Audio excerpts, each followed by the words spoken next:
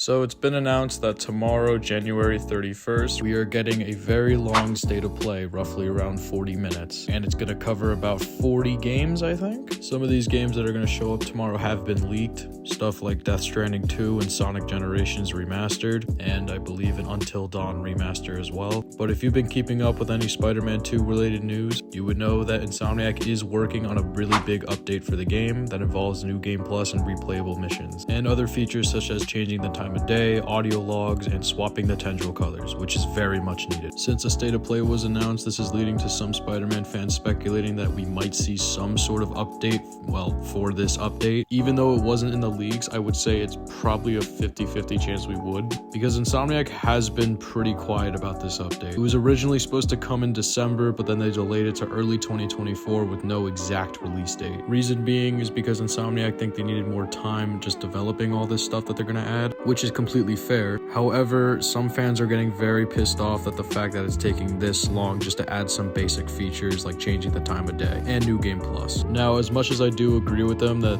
not adding these basic features at launch was pretty disappointing, you have to remember that Insomniac literally just went through this major hack, which didn't just cause a bunch of their upcoming games to be leaked, but a bunch of personal info too. So I think it's pretty fair to say that they would want to focus more on fixing that stuff rather than focusing on a game that they already released. Now, as if we could see this happen in the state of play, as I said before, I really feel like it's 50-50. So for me personally, I'm not going to get my hopes that high. However, I do think if there's any time to release some sort of update, it's now in this state of play. Because as I said before, Insomniac is being really quiet with this one. As for when I think this update will come out, I'm going to take a guess and say either early February to mid-February. If it's anything above that, I would be genuinely surprised. Now, I've seen some people hope that Wolverine might show up in this state of play.